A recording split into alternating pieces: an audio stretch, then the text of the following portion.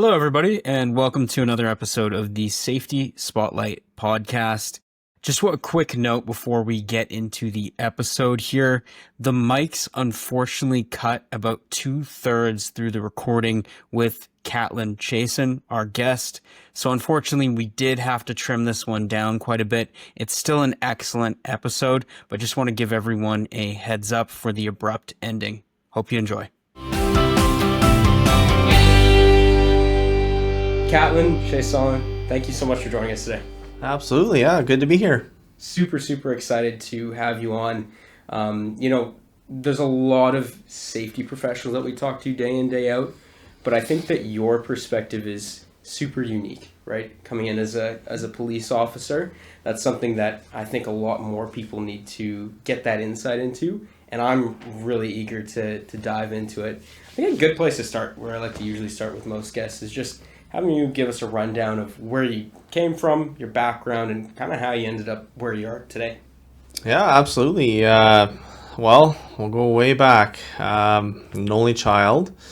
Mom and dad had one, and that was me. So I picked a great profession, being a police officer across the country from New Brunswick. So there's lots of different thoughts with that. Coming out to Alberta, 2006 was my first time out here when the oil patch was busy. I got my Class 1 driver's license. I got my motorcycle license. I worked in the oil patch prior to policing. I delivered furnace oil, propane. I've done the security jobs and eventually getting to policing for the last 14 years now. Been in the Indigenous policing for about half that, and then City of Edmonton for 7+ now. Wow, so busy guy for sure. Mm-hmm. And in particular, I think I'm definitely the community side is something that I want to dig into. Working with communities day in, day out, obviously. And I believe you worked with the First Nations communities quite extensively. Yep. What are you seeing as some of those challenges that kind of come up in different communities when it comes to policing and maybe things that people should be more aware of? Policing itself is policing. We are governed by several oversights. That's the Police Commission, that's the Police Act, that's the Criminal Code of Canada. Just to name a few. So we do have a lot of governance within that scope. Being a police officer in a rural area versus an urban area such as Edmonton, there are differences. I come from both sides, and having that, most of the time we're two members. We were two members in one vehicle within the city of Edmonton. In rural policing, that's not always the aspect, and you're not always close to another unit. So it's you that has to handle the situation. Oftentimes, when I had a mentor when I was extremely young, an RCMP officer in J Division District 5, and he always told me, treat people as you want to be treated. Although you want to get that arrest, or you want to get the charge or the answer, sometimes it takes time. You got to build trust. You got to build rapport. And it doesn't come overnight. It comes over time. And having that different mind in certain scenarios does go a long way in working with the public. Absolutely. When you're learning to building trust, this is something that I think is super interesting. When you're communicating to somebody in high pressure moments, and I think this is really important because a lot of the industries, specifically in Alberta, can be, high risk, high pressure, not just policing, but a lot of these industries. What are some of the things that you found that kind of work when you're, obviously it's a unique situation, but when you're dealing with those high pressure moments, how do you communicate well in those kind of that environment? You know what? That is an excellent question. And, having the personable skills, being a human, We are all human. I do have a job. I have a career. Public safety is paramount. Officer safety is paramount. And, with those situations, everyone is different. There's never a cookie cutter in having the exact same scenario and knowing exactly what to say. There's no book out there that's going to tell you that. You have to learn that over time. You as a person go into a situation, you attempt to stabilize that situation as much as you can in a timely fashion.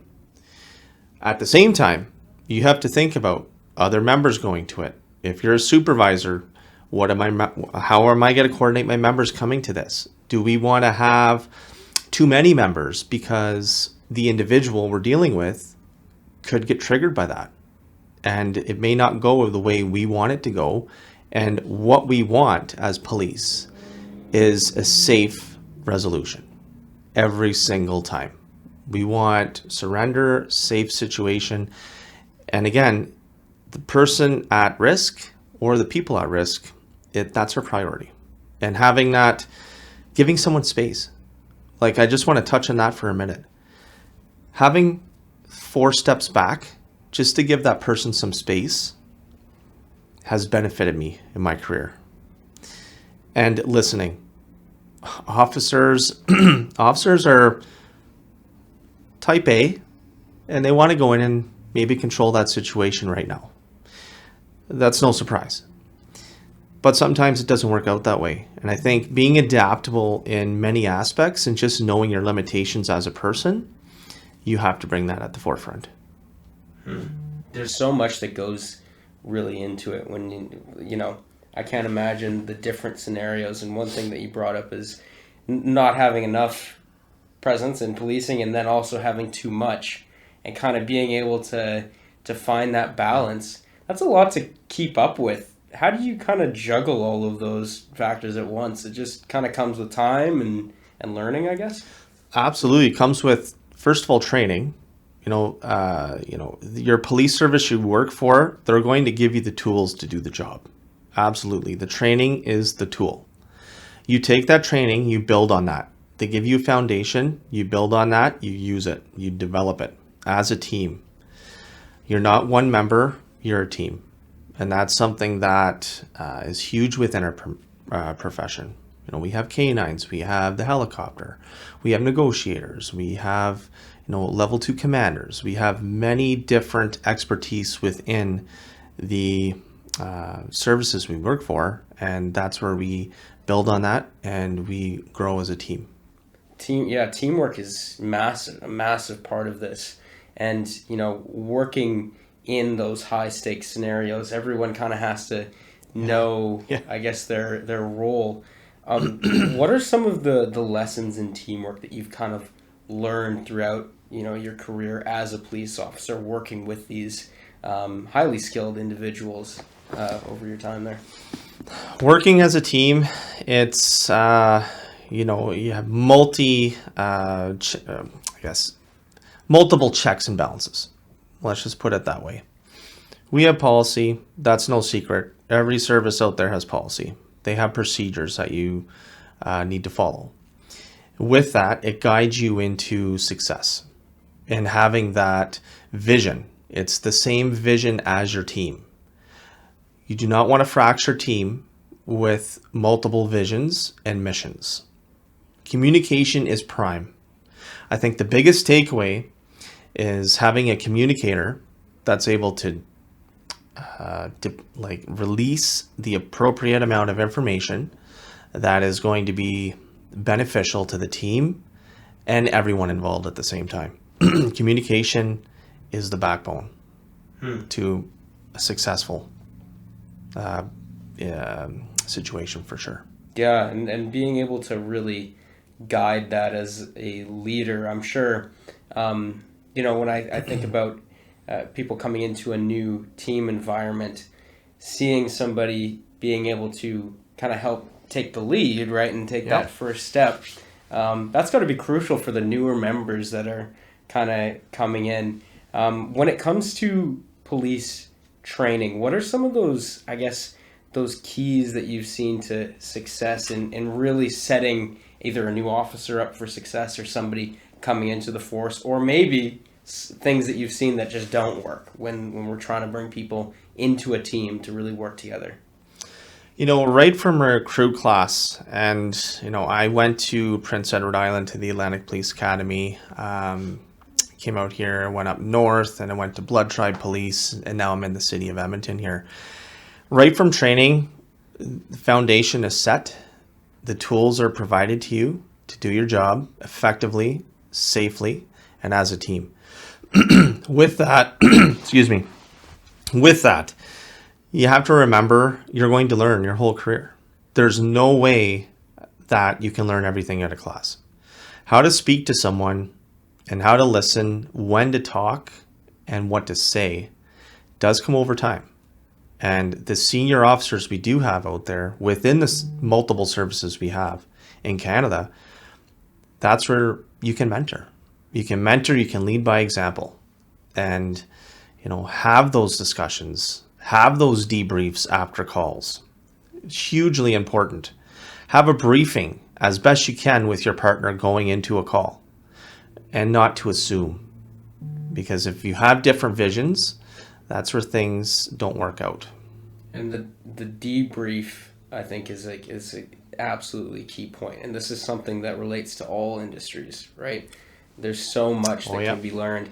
Because if you're going into any situation, right, and you're not afterwards, I guess, processing what went well, what didn't go well, you're leaving a lot on the table. And it doesn't just necessarily mean, it doesn't have to be for life and death situations, but it can, just in general, what are we missing out on if we skip that sort of thing? I mean, throughout your time, what have you seen that goes into an effective debrief? When you afterwards, what are some of those elements where you're like, okay, this is a successful one versus, okay, this wasn't really worth our time? Yeah. And it's great that you bring that up as well. I'm a strong advocate on communication, briefing, and debriefing. And having, just to go back a little bit, I had a recruit with me for a few days here and there within the last 2 months. And that's something that I expelled, is slowing things down. Let's talk about it. What are we going to do? It doesn't always work out that way, but it has some kind of vision and a comfortable setting to a person just starting out. Having a debrief and slowing, once the situation stabilized and there's no more risk to officers or the public, debriefs happen, and they should. With that being said, having what went well, what do we do really good, what can we work on, and how can we better this, or be the takeaways from that, and being very frank in debriefs. Debriefs are the places and the times where you want to vocalize that. And that's the time where we can't better anything. And I'm speaking for police officers. We can't better anything if we don't stop and take that 5 to 10 minutes and talk about it. If we just go to the next call and we keep going and going and going, it gets lost in the noise. Yeah, there's a real, especially in a hectic day-to-day, I'd imagine if you don't take the time to go through it, it's very easy to just get into a rhythm almost, right? Yep. And so when you're communicating with senior leadership, this is at least my vision of the police services. I'd imagine that there's a lot of different, there's hierarchies, there's sergeants, there's sheriffs, there's all, and I mean, I don't know the correct terminology for it, but I'd imagine that there could be some difficulties in having open and honest communication, especially in such a hierarchical organization. This is the case for a lot of different, really for everything, for a lot of different organizations. And how do you, I guess, go about maintaining that openness and honesty between when there's maybe, seniority in an organization? Yeah, absolutely. Having the senior leadership communicate down and then communication go up, I think it's very important to maintain that, transparency would be the takeaway word. Transparency within all ranks. Because we're all human, narratives start getting run. So people start saying stuff and then people run with it, and then they get people follow them as a train. So that's where, I've had positive interactions in my policing career with senior leadership all the way down to a sergeant. And we do have a hierarchy. And that is part of the checks and balances that we do have as a police service in policing in general. And that's just something that has grown, and to be, as per se, quote unquote, open door policy. To have that open door, I can go into my inspector or superintendent's office and I can have a chat with them at any time. It's not necessarily booking an appointment to have, that barrier. If they are a busy person, that's understandable. But going in, having that chat, saying, hey, I have an idea, sir or ma'am, how about this? Right? And I think it's important. And if there is something identified, then it needs to be talked about. Right. And being able, I like the open door policy. That's something that I think can lead to a lot of success, especially around different safety initiatives, whatever industry you're in. If we're able to have those conversations and really maintain that openness, I think it goes a long way. Yep. When it comes to, I guess, dealing with a lot of the, pressures of policing yourself, having been in this for quite a while, what have you found, I guess, works? And how do you maintain a mindset that you're able to go in, deal with the situations day in, day out? Because you guys handle a lot. Policing is frontline stuff. And just about, everyone I'm sure has horror stories to share, right? So it's how do you go about, I guess, keeping your mindset in a way where you're able to deal with situations properly day in, day out? Yeah, it's great you bring that up as well. It's, we're not usually going to the, let's say, good things, right? There are opportunities where, yes, we can go to the car shows. We can go to give a presentation at a school with the kids. Absolutely. But most of the time, the city of Edmonton pays me to police and serve Edmontonians. And with that, having as a work-life balance. And the analogy, when people are running away from a situation, we're running into it. As per se, that could be any call that you think of, collision related, doesn't matter. We have to go in, we are looked at as being first responders and going in and stabilizing the situation. Because to serve people, we want to have them feeling comfortable in and around every area that they're going into. It's just that day in, day out. It takes a special kind of person, like, to be able to do that sort of thing. Over your career, what have you kind of seen, I guess, for officers working? What have you seen, I guess, be successful for keeping someone in the service for a long time? Because I'm sure there's a lot of people that can't stay in this. How do you maintain longevity in a high pressure career such as policing? What are you doing to kind of make sure that you're able to stay in policing?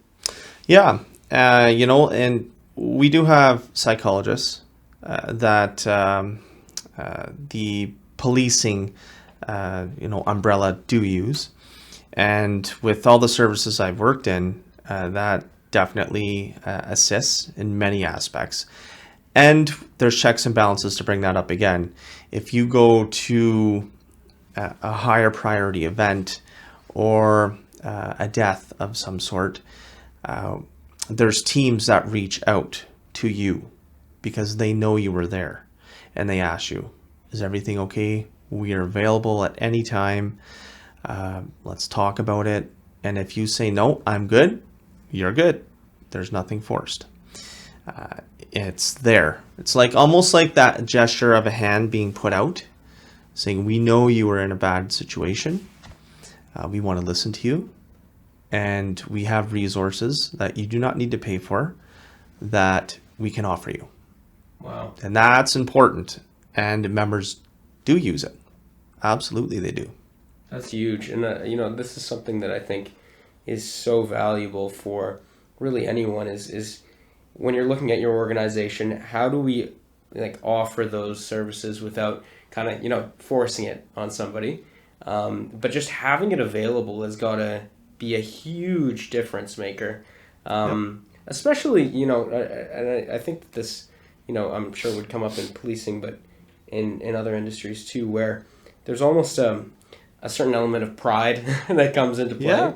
And rightfully so. I mean, you guys do important work. So being able to kind of take that first step and offer, help, like, hey, we're here if you guys need, instead of putting the onus on the police officer or the worker. That's got to be a tremendous change. Has that kind of always been the case, or is this something that's recently been implemented? Like, how long has this kind of, been the standard? Ever since I've gotten into policing, it's been the same. Like, the service that you're working for, the policing umbrella itself, they have resources and they have people that will reach out to you. And they track, obviously they know what calls we're going to, what's being done, and that's on our leadership as well. Your sergeant would be aware of that, and they're also there to assist as being your mentor, being a shoulder to lean on. I assisted with our senior leadership in the funerals, the two members that we had taken away from us a few years back here, and having that support was tremendous. It's got to be just to have a community kind of rally around you. Yes. When it comes, with the different communities that you have worked with, I'm really just curious what that experience has been like, especially with the Indigenous communities, because there is, just different, I guess, viewpoints, and you have to be conscious of certain things when you're going into that environment. I guess just, what has that journey, I guess, been like for you in working at in different communities and environments? Special thanks to our sponsor, BIS Safety Software, one of the leading safety and compliance software applications on the market today. We wanted to shout out the team for their new lone worker technology, designed to provide enhanced protection and peace of mind for workers while they are working alone. It includes features like check-in schedules, automated notifications, and you can designate supervisors to receive alerts. This lone worker technology helps round out the full scope of their safety management software. Lone Worker is just the tip of the iceberg. See everything they have to offer at bissafety.ca. I have learned so much. I learn from the people. I listen to the people. And that's something that, again, was ingrained when I was a very young age with the mentors I had growing up. Going into reserves, we have different aspects. We have, for example, the Cree. We have Blackfoot. And there's some differences there. And it's knowing where you are, who you're speaking with, and how you're speaking to them as a person, as a police officer. So it goes a long way to treat someone and to acknowledge the land you're on and who they are as people. And also to learn their ways, to learn what culture, what process, what protocols they have. And I just want to touch on protocols.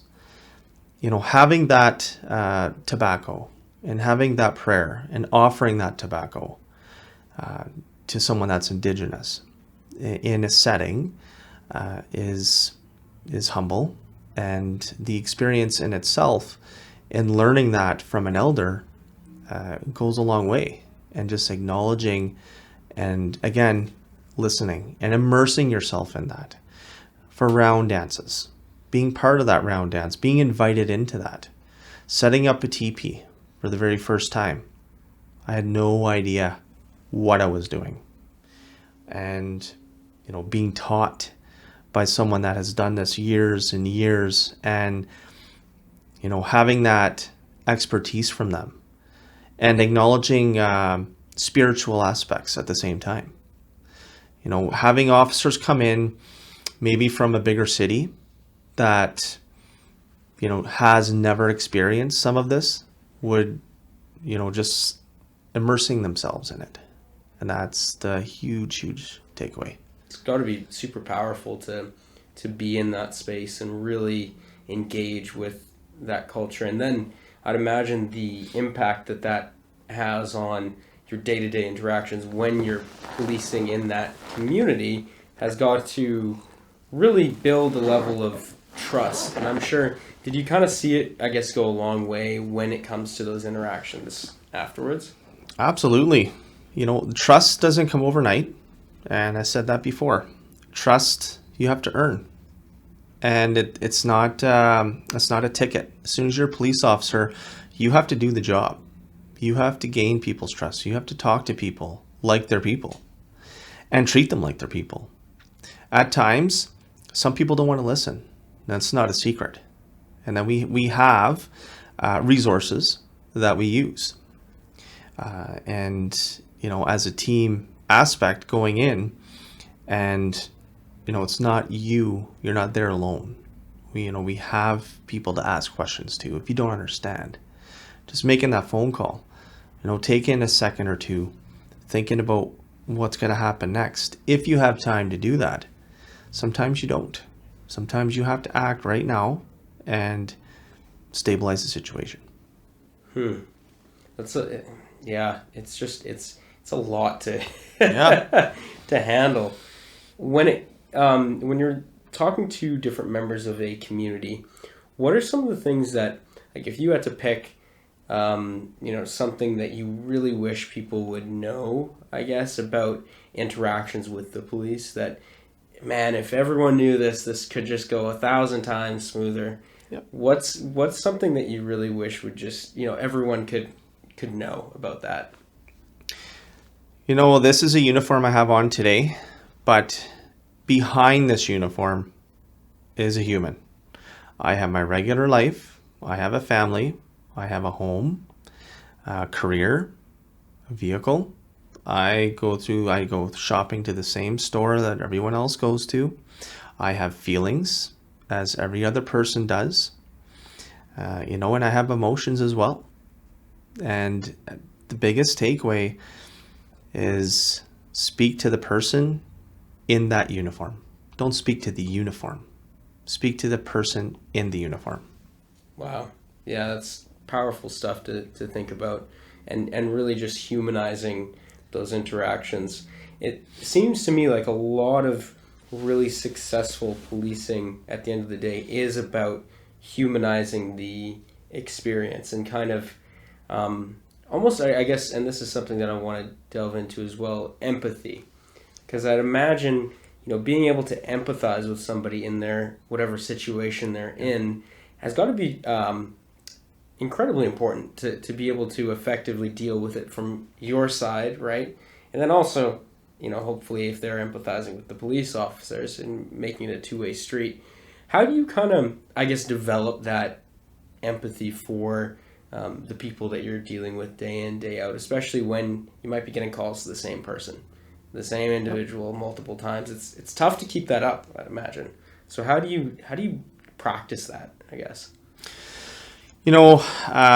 With the word empathy, I also associate empathy with caring. The minute we stop caring, as a police officer, doesn't matter what service you're working for, what detachment, that's where you need to do a check, is when you stop caring.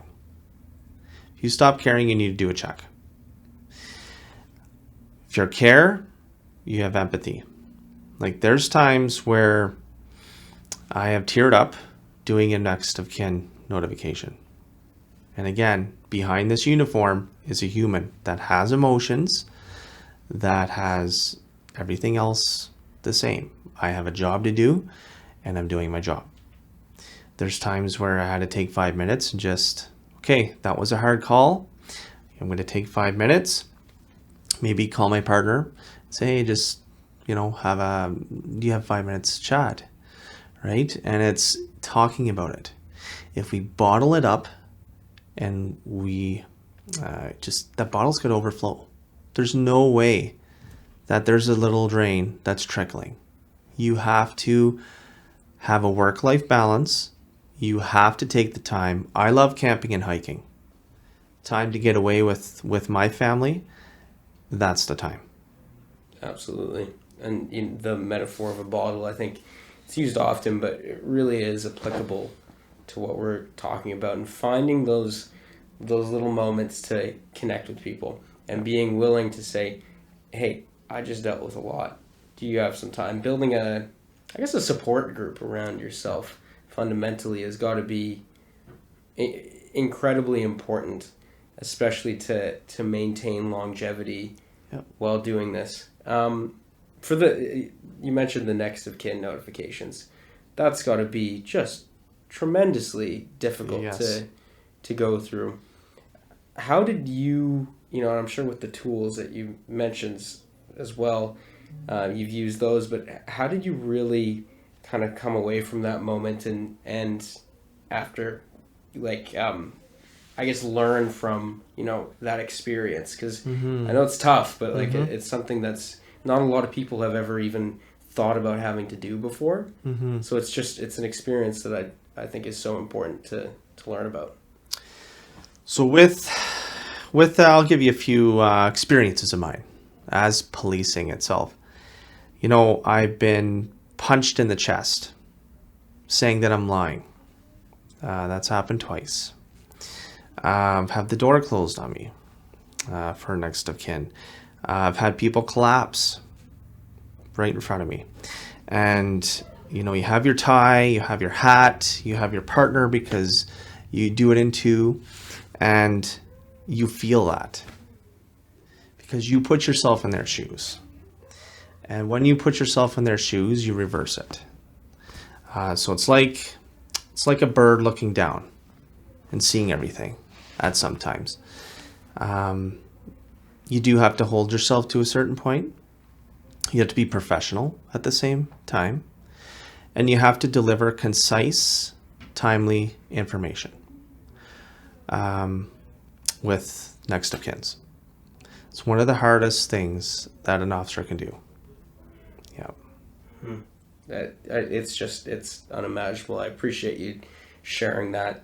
Because again, being able to really empathize with people, I think this, if we zoom out a little bit and we think of in the environment of safety, when we're thinking about different roles that people play, the safety officer, the person responsible for that, a lot of times from one person's perspective, it can seem like, oh, they're berating me, I need to get my PPE, I need to get all of this in check, right?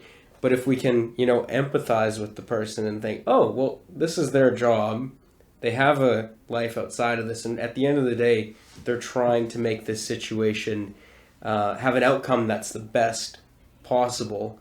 If we're able to really think about that, then it builds, I guess, like a stronger community as a whole. Yep. At the end of the day, for policing and the new technologies that are coming around, I think that there's a lot of really interesting things with like different body cameras and all of that. What have you kind of seen, I guess, coming around in terms of technology, especially as you've seen throughout the years? What's like the new things that are on the horizon? Yeah, absolutely. It's and I'll just mention Peel's principles as well with policing. The people hold us accountable. We have the oversights, police commission. We have provincial oversight. We have the Police Act. We have the Criminal Code. So we are held to the highest standard. That's what officers do, how they conduct themselves as a police officer. And I agree with that. With the technology, I was born in 85. We did not have, iPhones until maybe the early 2000s, let's say that. Early 2000s. So having someone recorded, today, we have all kinds of recording. And that's beneficial to us as long as you're not obstructing our duty. If you're in our face, that could be an issue because you could be obstructing my job lawfully. But if you're on the sidewalk and you're away from everything, that's fine. And that's something that, getting that, as per se, soundbite for the media. The media will always love to get a soundbite. And having that transparency as well. Like we have policing in general, there's body cams. They're out, and it holds the officer and the public accountable at the same time. And, having that in vehicle camera as well. What did the officer see? What did the officer know at that time? And again, I'm speaking for police officers in general. And having that eyesight. Well, here's what we got. And it's improved dramatically with the technology we have.